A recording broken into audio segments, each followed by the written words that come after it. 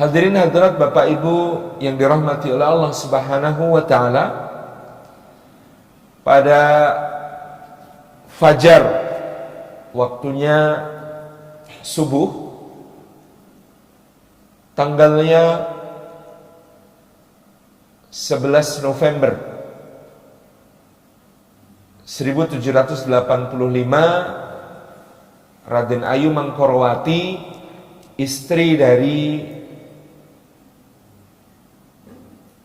Bendoro Raden Mas Surojo bin putra mahkota Yogyakarta ketika itu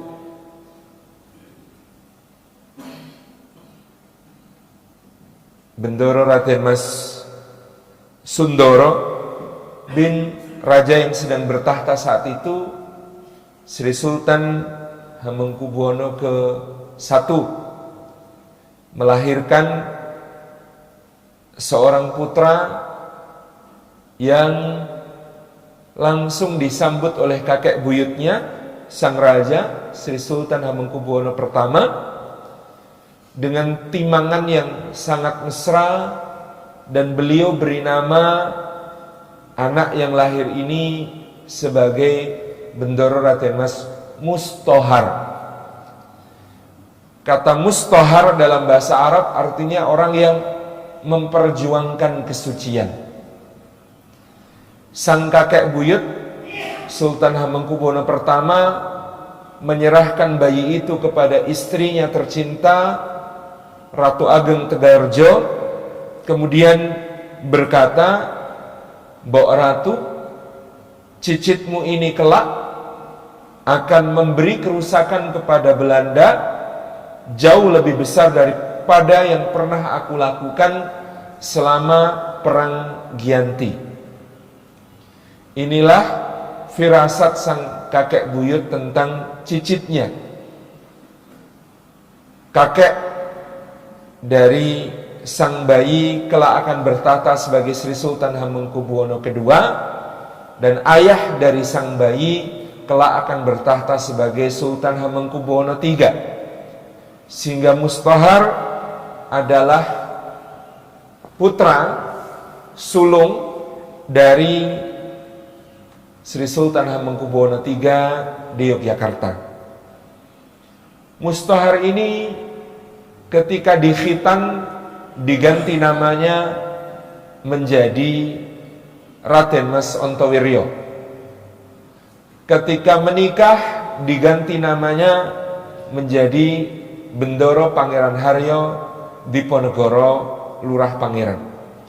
Jadi orang Jawa itu dulu berbagai peristiwa penting dalam hidup ditandai dengan pergantian nama. Karena dulu belum ada KTP dan nomor induk kependudukan gitu.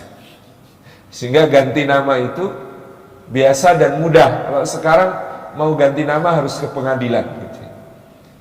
Kalau dulu memang setiap peristiwa milestone dalam hidup itu ditandai dengan pergantian nama. Jadi nama lahirnya Mustohar, namanya setelah dikhitan Ontowiryo, namanya sesudah menikah Diponegoro.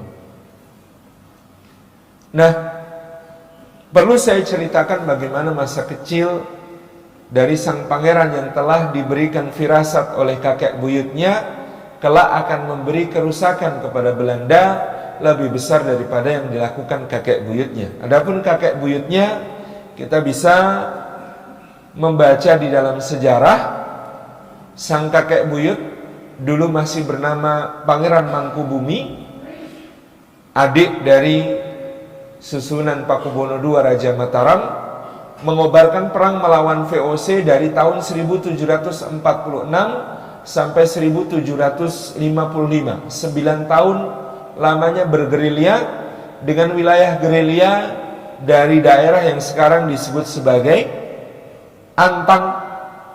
Antang itu sekarang disebut Ngantang, Malang, Kabupaten Malang, sampai wilayah yang hari ini disebut sebagai Dayeh Luhur, Banyumas.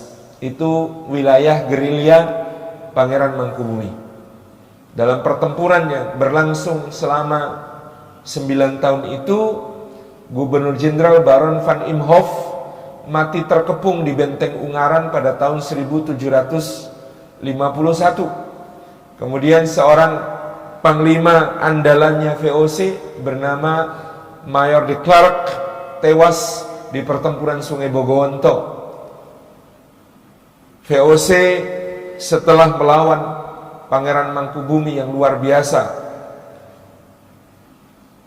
daya rusaknya terhadap pemerintahan kolonial VOC pada saat itu menuju kepada kebangkrutannya, sehingga akhirnya dibubarkan pada 31 Desember 1799. Jadi kalau kita mau membayangkan seperti apa kerusakan yang dibuat oleh kakek buyutnya, inilah Perang Giyanti. Perang Giyanti berakhir dengan seorang Turki Utsmani bernama Syarif Besar Syekh Ibrahim yang diminta Belanda untuk menjadi juru runding menaklukkan hati Pangeran Mangkubumi supaya mau berdamai. Karena dibujuk dan ditawari gelar sebagai sultan resmi dari Turki Utsmani, maka Pangeran Mangkubumi mau menghentikan perang, memperhatikan pula bahwa rakyat sudah terlalu menderita oleh peperangan. Kemudian ditandatangilah pada 12 Februari 1755 sebuah perjanjian yang disebut sebagai Perjanjian Giyanti.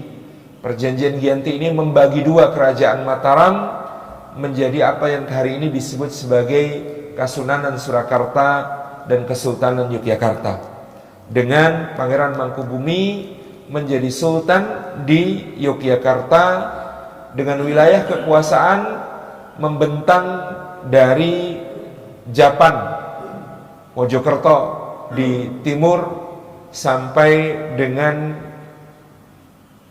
daerah yang disebut sebagai Jabarangkah, wilayah yang hari ini berada di sekitar Pekalongan, Tegal, Brebes. Ini wilayah yang hari itu disebut sebagai Kesultanan Yogyakarta. Bapak Ibu yang dirahmati Allah, kerusakan yang diramalkan dalam tanda kutip oleh Sri Sultan Hamengkubuwono I yang akan ditimbulkan oleh Pangeran Diponegoro kepada Belanda itu terwujud dalam Perang Jawa yang berkobar antara tahun 1820 sampai 1830. Meskipun anak-anak sekolah biasanya bercanda itu perang paling singkat, berlangsung sehabis maghrib dari 18.25 sampai 18.30, 5 menit. Pada aslinya perang ini berlangsung selama 5 tahun. Daya rusaknya seperti apa? Dalam perang 5 tahun yang dikobarkan oleh Pangeran Diponegoro itu, Belanda kehilangan 15.000 serdadunya, 8.000 serdadu Eropa dan 7.000 serdadu Hoofdtroepen.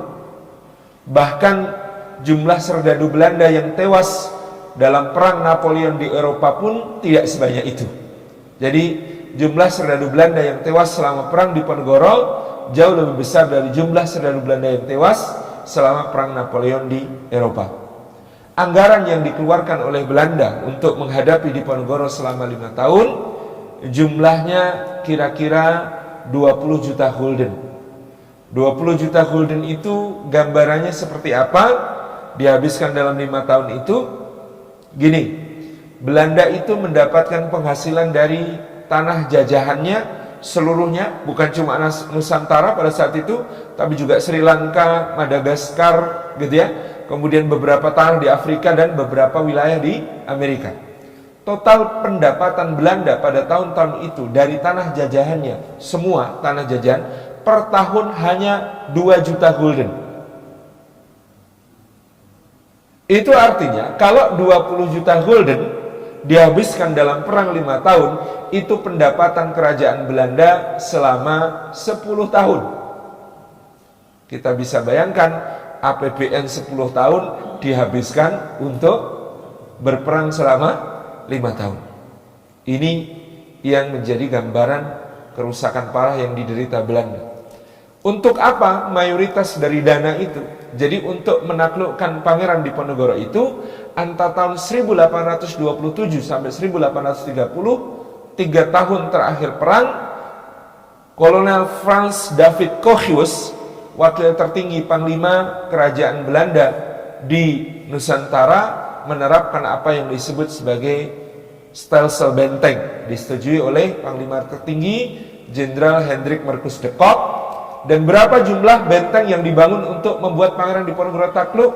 280 benteng, membentang dari Kertosono di timur sampai Cilacap di barat. Jadi kita bisa bayangkan, untuk menaklukkan seorang Diponegoro perlu dibangun 280 buah benteng untuk menyekat-nyekat wilayah gerilyanya agar terputus satu sama lain, agar logistik terputus, agar pergerakan tentara dari satu tempat ke tempat lain bisa diputus.